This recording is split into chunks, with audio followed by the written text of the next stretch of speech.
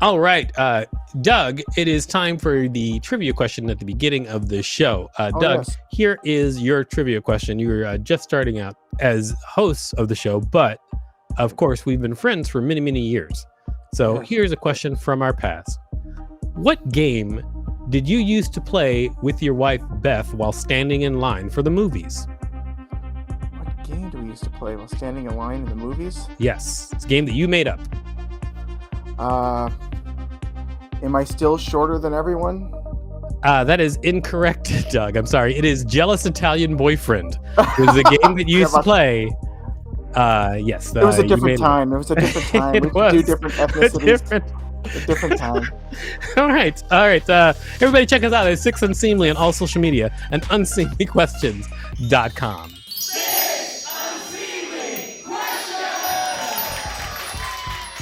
Welcome to Six Unseemly Questions. I'm your host, Victor Varnado. This is my sidekick, Doug Ocar. We've got a great contestant on the show today. Please put your hands together for Mark Chalifoux. Mark, yay! All right, welcome to the show, Mark. Thank you. I'm glad to be here. Chalifax. Califax is here. Yeah, right. Great. I'm glad you're here. We also have our studio audience. We have Emmett Montgomery and Rachel Teichman. Studio audience, thank you so much for being here. Hello. Hey. All right. Hey, Rachel. And hi, Emmett. So. Emmett waved, even though it's a podcast. All right. Oh, hello. Hi. You can hear it. All right. Mark, I'm going to explain how the show works and we're going to get started. I'm going to ask you 6 unseemly questions. At the end of each question, I will ring a bell if I like your answer like this. However, if I do not like your answer, I will not ring a bell, and I'll tell you why. Regardless of how many bells you get, at the end of the show, I'll decide whether or not your appearance on the show is worth giving you $5 whole. Are you ready? I am ready. All right, Mark. He said he's ready. It is time for question number 1. Question number 1. What's your favorite historical fact? I think my favorite historical fact is probably that Jesus was born on my birthday. Not a lot of people know that, but he shares a birthday with me. It's not actually my birthday. It's technically 3 days after what people consider Christmas. But my birthday is December 28th, and that is actually when Jesus Christ was born. And I think that's a fun fact that, 2 of the most famous people of all time had the same birthday. Jesus Christ was born on December 28th? I didn't know that. Yeah, I mean, it's not, a lot of people don't like history anymore these days. They're too caught up in their Netflix and their Xbox and stuff. But if you actually dig into the research, that's what you'll find. Okay, well, I'm going to say no bell on that question. I'll tell you why. Because I would never dig into the research, and I don't want to be even tempted to. History hater?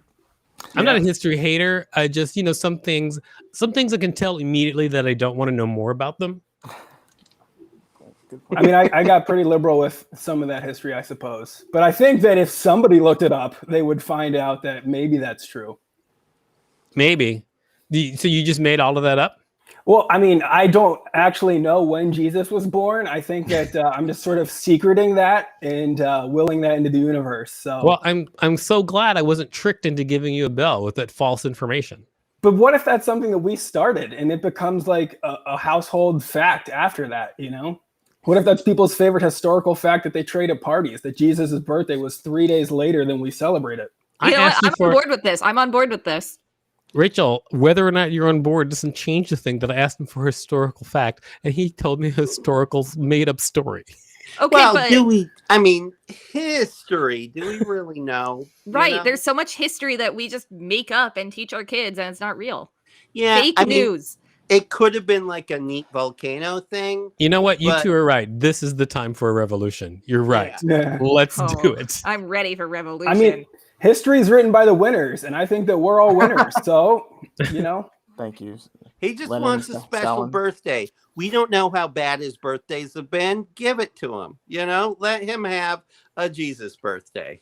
All right. I still no bell. But thank you for answering the question. It's now time for question number 2. Before we do that, can you tell people out there what you do? Yes, I am a stand-up comedian and writer. Stand-up comedian and writer. Yes, I write jokes and I tell them. I write jokes for the dad on Instagram and Facebook, parenting jokes, because I have kids. So it's a nice way to write jokes about them for a few million people that I wouldn't tell on stage about them necessarily if they're not good enough for the act, but I can at least burn them on social media and they won't see it for a long time at least. That's perfect. It's always good to plant little bombs for your kids to find in their future. Like a scavenger hunt. Yeah. All right, it's time for question number 2. Question number 2. Would you make a good spy? Yeah, I think I would, but I don't like the reasons that Okay, already no bell, but please tell me why you think you would. He likes to lie. Yeah, exactly. I lied pretty clearly and convincingly on that first question to the point that, it seemed like you believed my historical fact, at least a little bit. And if I can change minds about, Jesus, then what couldn't I do as a spy? I also just think that, the lying is coming too easy, especially as it's stand-up, that you get a little bit loose with some of the details. I was at the coffee shop yesterday. No, you weren't. You've been telling that joke for 3 years, but those lies that you start out small on stage kind of grow over time. So once you get used to living in those different personalities, this is who I am off stage. This is who I am on stage. Same person, just a little bit enhanced. It's not that much of a leap to go to a totally different identity and, drop yourself into some communities just to try and, Mark, get what you're after. Are you ranting? Yeah, that's not good spy behavior. I'll give you that. Yeah, I already had ruled no bell on that because, based on the answer to the question, if you answered no, then I definitely would have given you a bell. But I answered no bell because the lie that you told earlier didn't get the desired effect. And so I just kind of expanded that into the idea that perhaps you wouldn't be great as a spy. Man, so my first question's going to sink my whole appearance. Yeah, it's like a post on Facebook. I hope it doesn't. I don't think it's never happened before. Okay. It's never happened that someone's answer to their first question affected every ruling after that. That's never happened. If it does, that will be my new favorite historical fact. Great. Let's make history. It is time for question number 3. Question number 3. What did having kids teach you? Having kids taught me patience, which I thought being married would teach me, but it did not teach me that. It forced me to change my world in ways that I was not anticipating, where you've got to put the needs of other people, multiple other people ahead of your own. Mm-hmm. But not always. That's true, not always. But it's something that if you had asked me before kids, I would have told you that I was a very patient person. I was good at that sort of thing. And even after I had one kid, I still would have told you that I was a very patient person. But having more than one kid has really forced me to address that side of me that was not good with patience and really embrace that and get better at it every day. How old are they? They are 8, 6, and 2. That's right. You have 3 girls, right? I do. 3 girls. Was that surprising for you? It was surprising for me. I grew up in a household of all boys, a big sportsy household. So now I've got all girls. The script has been flipped on me, which is not. It's much easier. I prefer it. Could still be sportsy. I coach 2 soccer teams, so it's a little bit sportsy. Yeah.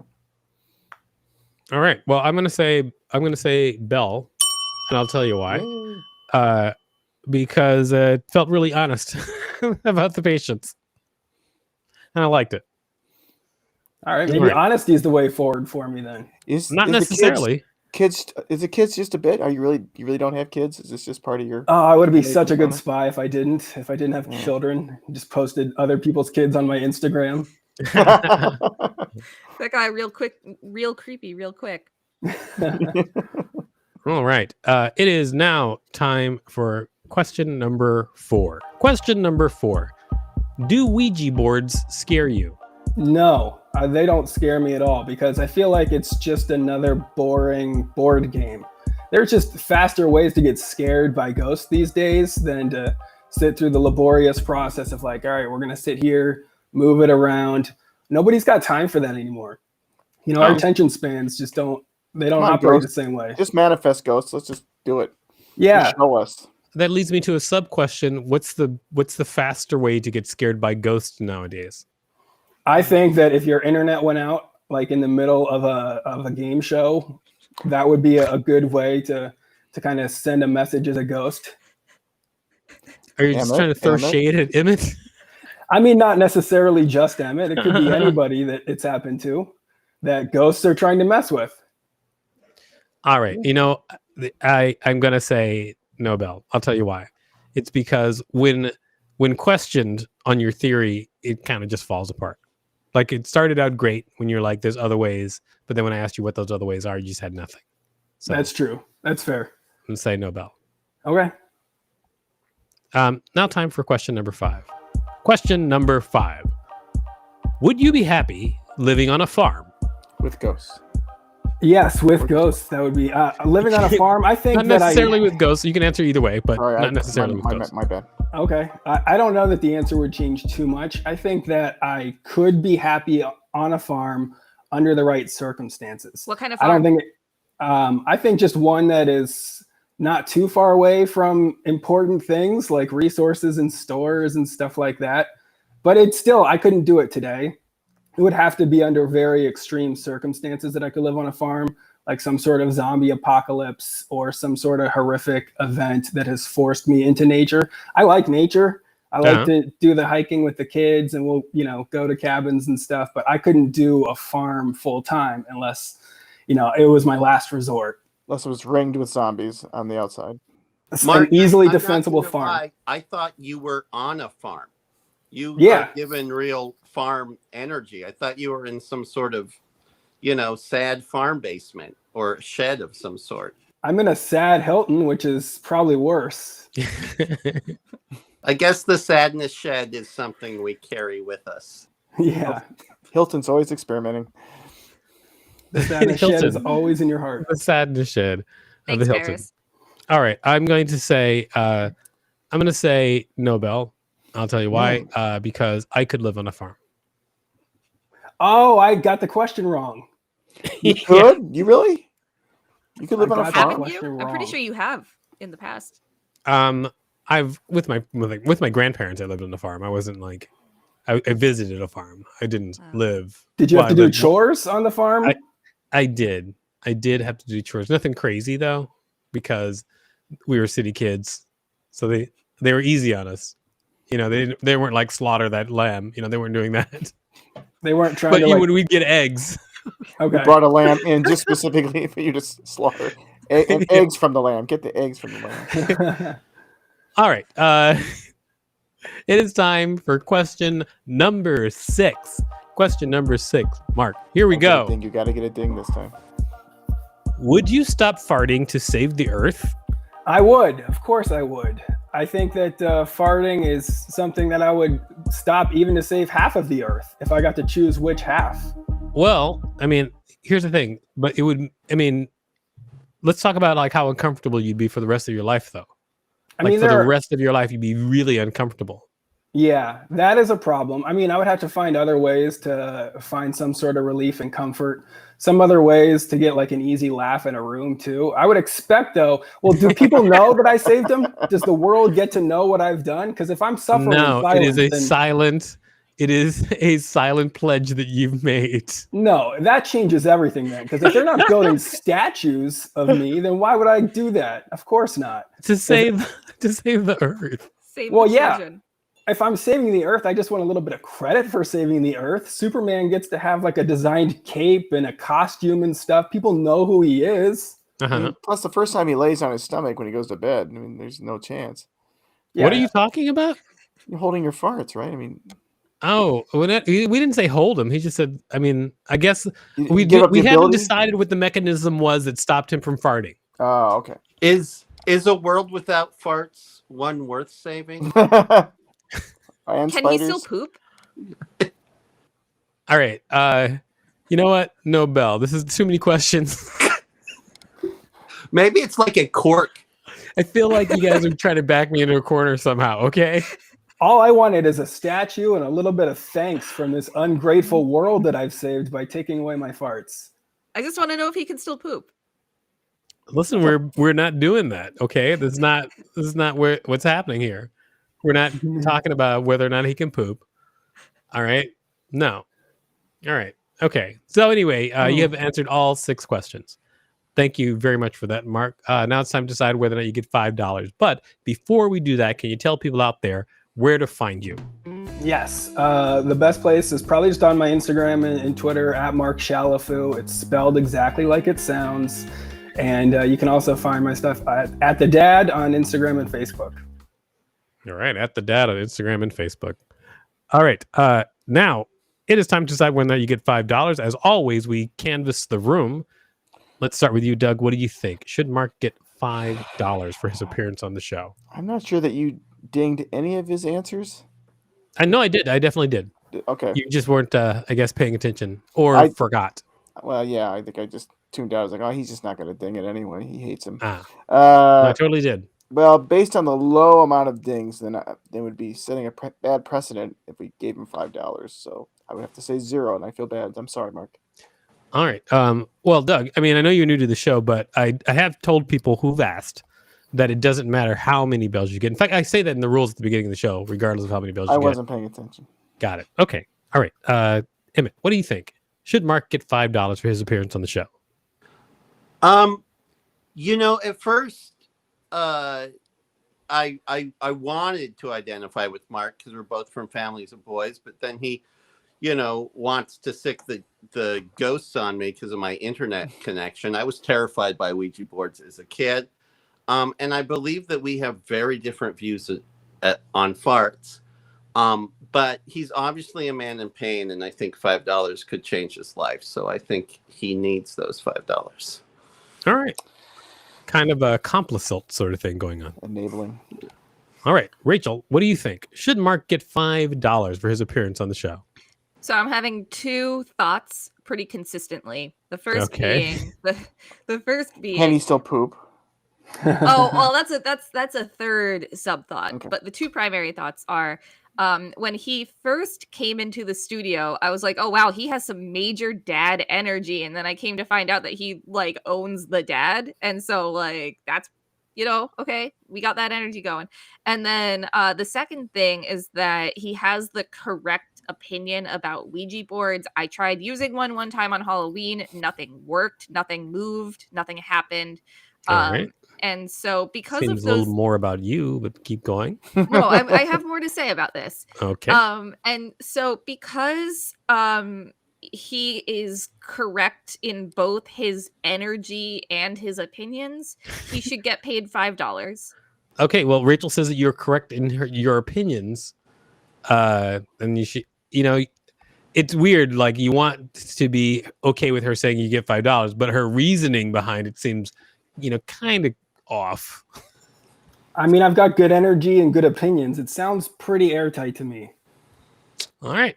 But I mean, now I'm supposed to weigh in, right? As soon as I ask you. Also, Okay. I think Ouija board's getting an expansion, so it's supposed to be a better game. I don't think that's true. Is that true? I don't know. Ask Mark. He's the spy. All right. Thanks, Doug. Mark, question for you. What do you think? Should you get $5 for your appearance on the show? Should I get $5? No. And I think I deserve the $5 for the points that Rachel outlined. I feel like that I'm definitely worthy of the $5. But should I get it? I would say no, because I'm heavily invested in the success of this show now. And I feel like by not taking the $5, that could be reinvested into the future of the program. Wow. And if it helps it elevate it even more, I'll get more credit for my appearance on it. So anything I can do for the team, even if it's just $5 for me, what if all the listeners chipped in $5 of their own? And then, maybe that would help take you to the next level. So I would like to start that trend and say, I shouldn't get it. So you would hold your fart for the show, for sure, though. I would hold one fart for the show. Yeah. We appreciate it. Thank you so much. You've been a wonderful contestant. We will agree with you and not give you $5. Yes. Excellent. All right. But Doug, it is up to you. Tell me, what did you learn from this week's show? I learned that dads have an energy, and I'd like to get that. Like to get that. You are a dad, Doug. I know. I don't know if I give off the dad energy. I'm not Doesn't sure. your daughter also play soccer? She does. It's like so many. You never even brought that up when he was talking about. I just it seemed like an obvious place for you to chime in. I never think about my loved ones. All right. Everybody check us out at 6 Unseemly and all social media at unseemlyquestions.com. Starburns Audio, a podcast network.